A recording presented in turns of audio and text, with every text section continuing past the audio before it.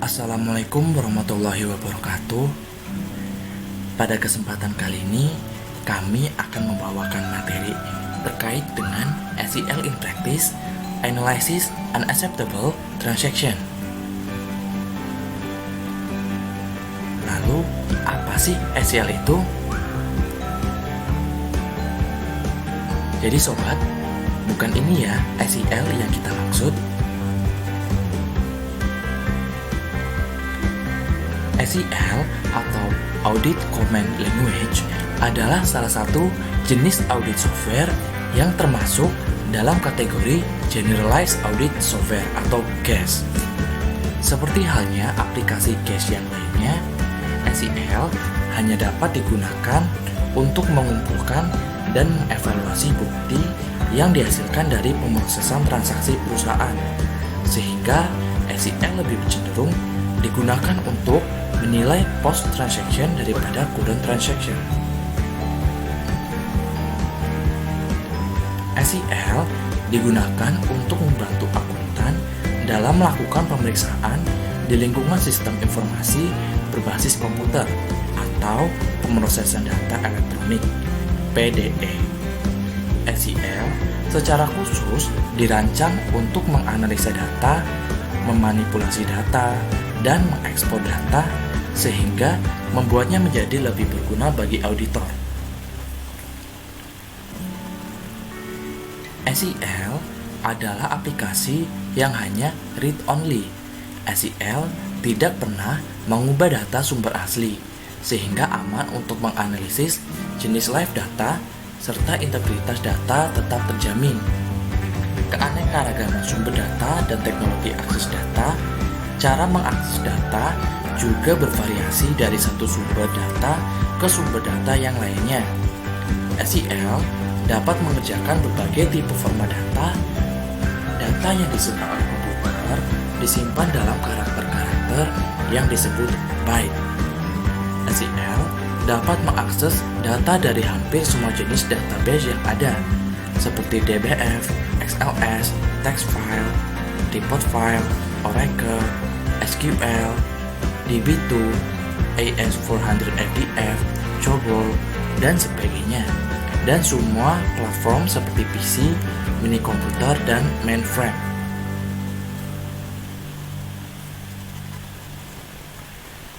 Seperti yang sudah disebutkan sebelumnya, SEL membaca beberapa sumber data secara langsung dengan mengimpor dan menyalin sumber data sehingga dapat dianalisis. Banyak jenis data modern saat ini berisi informasi tentang layout record, seperti jumlah record, nama field, panjang field, dan tipe data tiap field. Ketika semua informasi ini ada dalam sumber data atau dalam suatu file definisi eksternal yang terkait, SEL akan dengan mudah memperoleh informasi secara otomatis, dan auditor bisa melakukan pemrosesan serta menganalisis informasi yang dihasilkan. Nah, teman-teman, tadi itu adalah penjelasan singkat tentang SEL yang kita pelajari di teknik audit berbantuan komputer. Lalu, apa sih yang akan kita pelajari di chapter 6 SEL in Practice?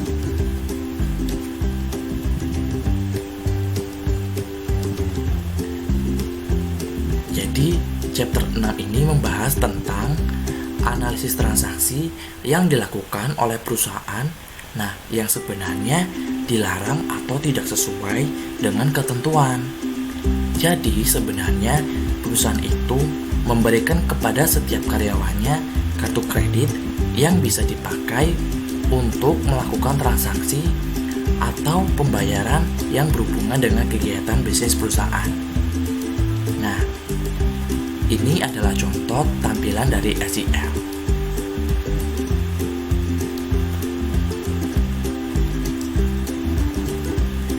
Tapi dalam praktiknya masih saja terdapat karyawan yang tidak mematuhi peraturan tersebut dengan berbagai alasan. Perusahaan sendiri sudah punya daftar jenis transaksi yang sebenarnya tidak boleh dilakukan, seperti untuk membayar rental game, perjalanan dinas yang tidak berhubungan dengan kantor, nonton di bioskop, dan masih banyak lagi jenis transaksi yang sebenarnya tidak boleh dilakukan oleh karyawan perusahaan dengan kartu kredit yang dimilikinya. Oke sobat, sekarang kita lanjut untuk pengerjaan chapter 6 ya. Question 2. Assalamualaikum warahmatullahi wabarakatuh. Di sini saya akan mencoba untuk mengerjakan exercise 6 question 2, di mana perintahnya adalah kita diminta untuk membuat tabel transaksi terkait dengan acceptable dan unacceptable. Lalu kita juga menghitung transaksi yang ada bagi masing-masing kategori. Langkah yang perlu kita lakukan pertama adalah kita membuka terlebih dahulu tabel Transapril. Kemudian kita pilih tab data, lalu pilih relate tables, dan muncul relate table yang telah kita buat sebelumnya. Kemudian finish. Lalu kita buat filter yang akan kita gunakan untuk menghitung transaksi yang acceptable dan unacceptable. Rumusnya seperti ini. Adapun cara manualnya adalah pertama, pilih unacceptable cost pada from table, kemudian klik unacceptable cost sub unacceptable di available field, lalu muncul tab kurung sama dengan tanda petik spasi tanda petik kurung and, kemudian from table lagi acceptable cost sama lalu sama dengan tanda petik spasi tanda petik, kemudian verify untuk melihat apakah rumus kita benar. Jika muncul dialog box expression is valid, maka itu berarti rumus kita benar. Kemudian klik OK, dan akan kita hitung jumlah transaksi dari masing-masing kategori, yakni dengan analyze count record. Oke, nanti akan muncul di sini. Sekian, terima kasih. Question 3. Oke, baik teman-teman. Di sini saya akan menunjukkan cara pengerjaan chapter 6 exercise 3 terkait extract all the transaction that exists in the approval required category to another tabel. Nah, langsung saja bisa kita buka HCL-nya atau langsung, kalau saya langsung ke project-nya, kita klik hingga langsung masuk ke aplikasi HCL-nya. Lalu kemudian kita dari project navigator ini kita bisa pilih salah satu. Kalau saya pilih employee, kita klik 2 kali sehingga muncul data di sini. Lalu ke menu bar kita pilih data, extract data. Lalu di sini ada record dan field. Kita pilih field. Kemudian kita pilih extract field. Nah, karena di sini banyak sekali teman-teman ya, kita pilih add all.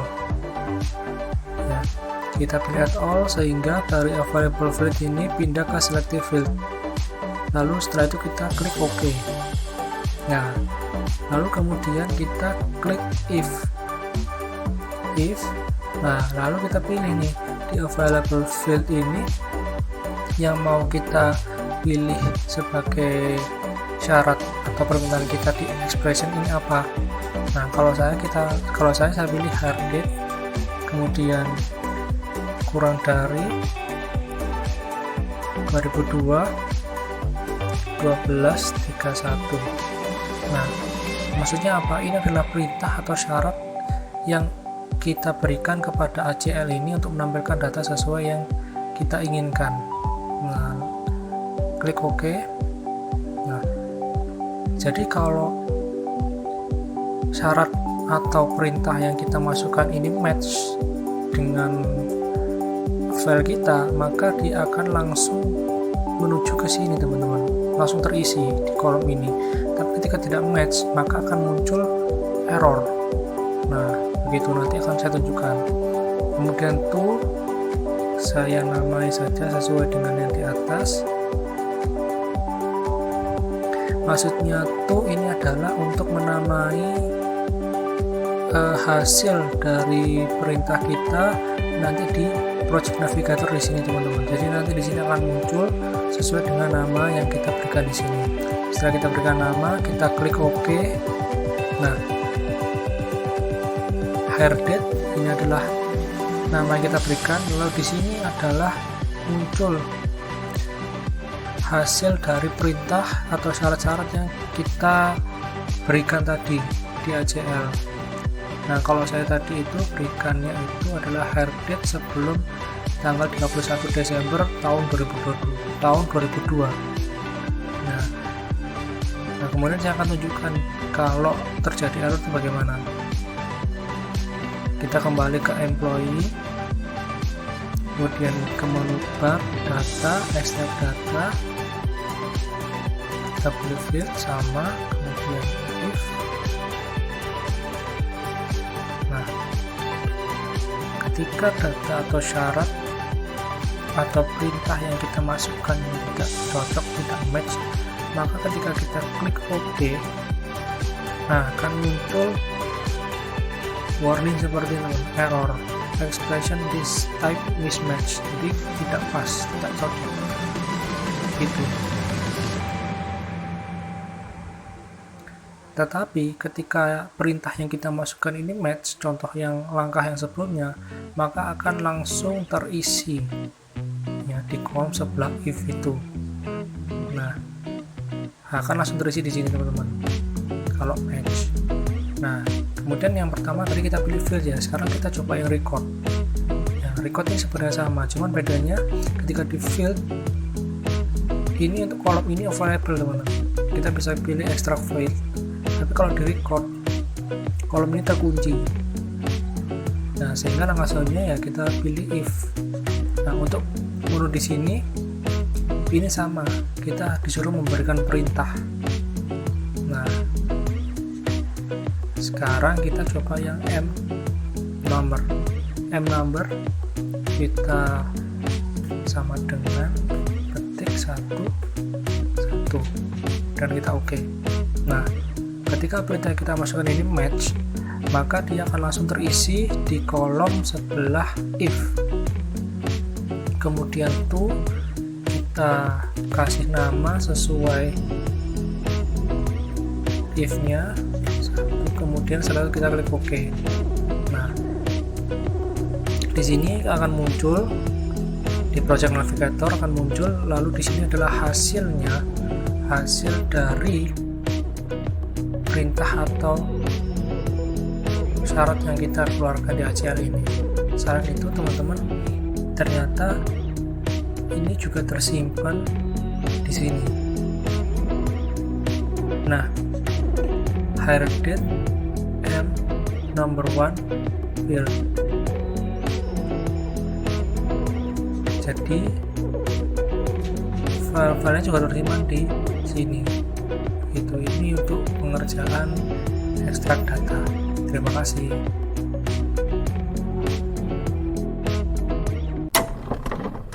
Question 4.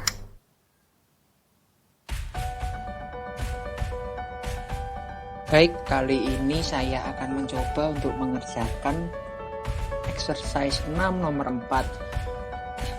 Jadi di sini di soal disebutkan dengan mengacu pada transaksi April atau tabel Trans-April, transaksi April unacceptable, dan tabel pegawai.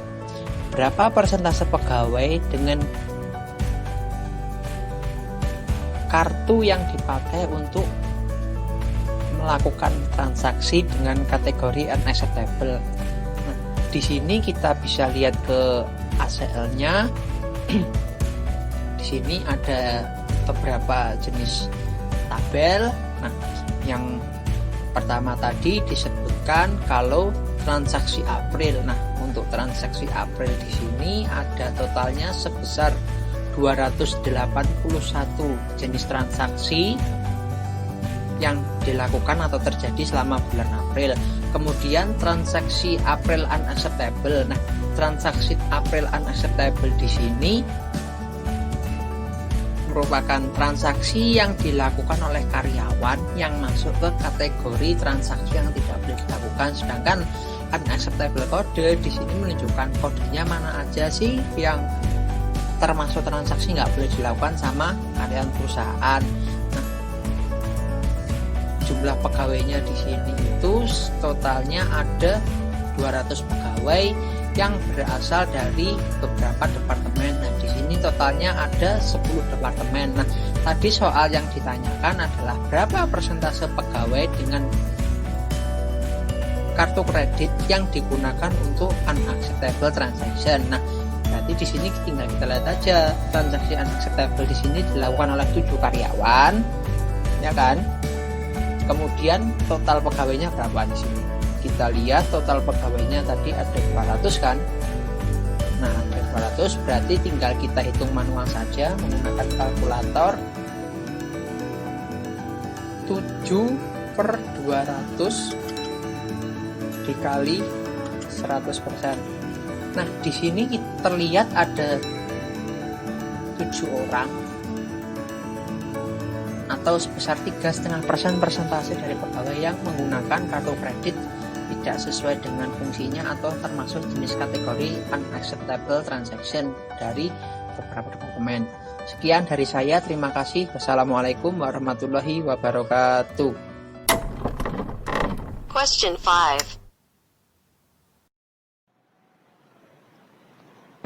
Untuk exercise yang terakhir dari chapter 6 adalah exercise nomor 5.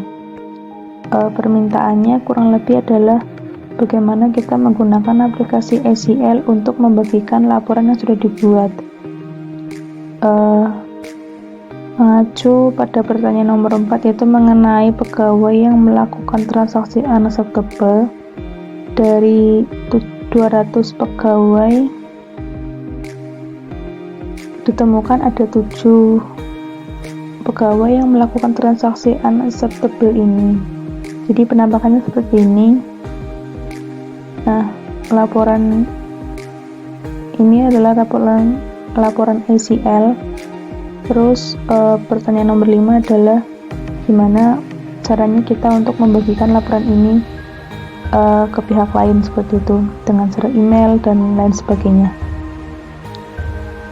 Jadi kita bisa menggunakan 2 cara. Yang pertama bisa menggunakan notify by email yang ada di tab tools ini, atau kita mengekspor laporan ACL ini menjadi format file lain yang lebih umum. Untuk aplikasi ACL ini kita bisa mengekspor file ACL menjadi file dengan format HTML. Nah, file dengan format HTML ini memungkinkan kita untuk membaca walaupun di komputernya itu tidak terinstall aplikasi ACL. Nah, untuk cara yang kedua ini adalah cara yang akan kita bagikan. Pertama-tama kita pastikan kita mempunyai laporannya yang akan kita bagikan ini. Kemudian kita pilih tab data, kemudian pilih report. Untuk yang tampil selanjutnya itu ada berupa kotak dialog, ada 2 tab yaitu main dan output.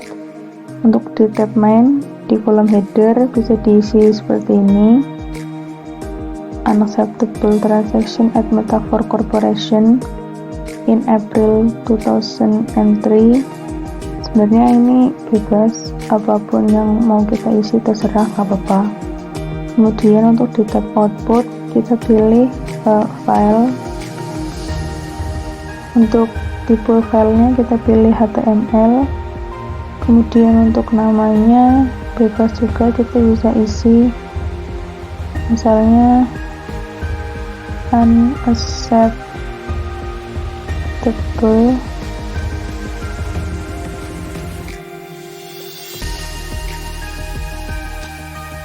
transaction April 2003, kemudian kita pilih OK.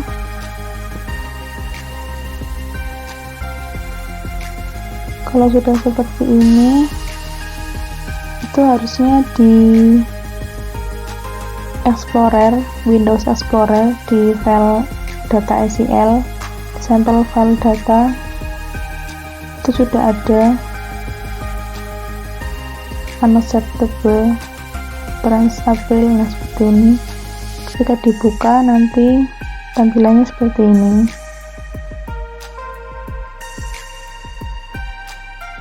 Nah, jika ingin membagikan laporan ini melalui email, bisa dikonvert lagi menjadi PDF, Word, dan lain-lain.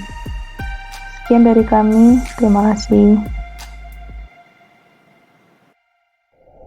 Sekian pemaparan dari kami. Mohon maaf atas segala kekurangannya. Terima kasih.